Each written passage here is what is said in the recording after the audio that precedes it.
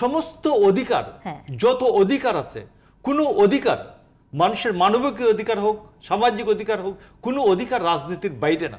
পার্টির চেয়ারম্যান আমাদের সবার পার্টি তো অনুযায়ী চলবে, তার গঠনতন্ত্র অনুযায়ী চলবে, কনস্টিটিউশন অনুযায়ী চলবে।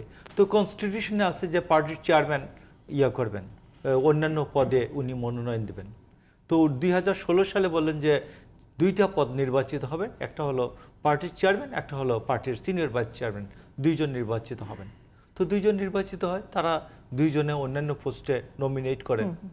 তো এটাকে আমি আপনাকে বলি যে এখন কিভাবে দেখবেন, এটা জনগণের উপর ছেড়ে দিতে হবে। নাম্বার 3 হচ্ছে যে আপনি আরেকটা কোয়েশ্চেন আপনি আলোচনায় আনছেন, সেটা আমাদের এই জেনারেশন বলেন যে গণতন্ত্র রাজনীতিবিদ এবং রাজনীতিবিদকে তারা পছন্দ করে না। আমি ঘৃণা শব্দটা নাই বললাম, পছন্দ করে না।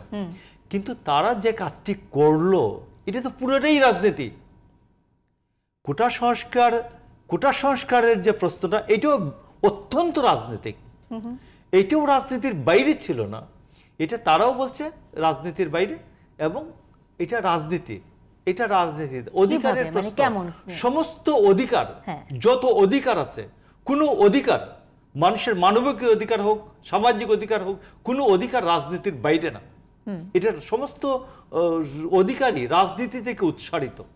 তো এই জন্য আমি বলছি এটা রাজনীতি। তো এটা তারা প্রথম বলেছে রাজনীতি না, বাট এটা রাজনীতি। এবং সর্বশেষ এটা বুঝতে হয়েছে যে এটা যে রাজনীতিক। তারা যখন বলেছে যে তুমি কি আমি কি রাজাকার, কে বলেছে স্বৈরাচার, এইটা রাজনীতি। এবং এই স্বৈরাচার বলতে বলতে স্বৈরাচার উৎখাত হয়ে গেছে।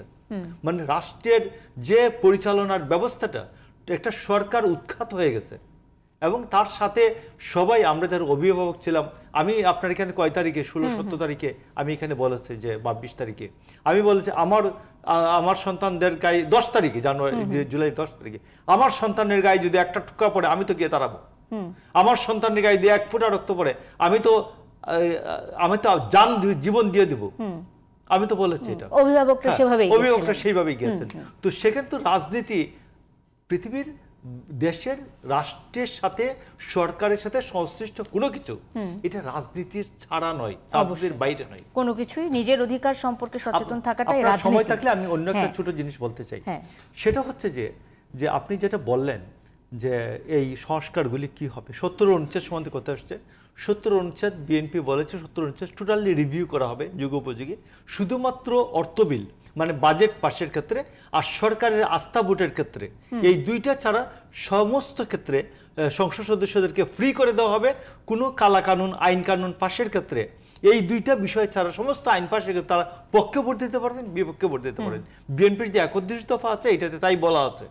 তো সেই ক্ষেত্রে আমি মনে করি যে আমাদের ওরা পড়েছে কিনা আমি জানি না, ফার্স্ট ইন্টারিম কনস্টিটিউশন আমরা যেটা বলি যে স্বাধীনতার ঘোষণাপত্র, এটিকে আমরা ফার্স্ট ইন্টারিম কনস্টিটিউশন হিসেবে বিবেচনা করি।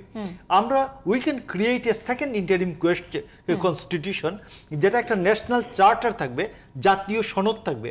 এই সনদে সমস্ত রাজনৈতিক দলগুলি স্বাক্ষর করবেন, সরকার স্বাক্ষর করবে, এবং তারা বলবেন যে আমরা যেই ক্ষমতায় যাই না কেন এই চার্টার আমরা মানতে বাধ্য। এই চার্টার যদি না মানে তাইলে আমি আন্দোলন করব,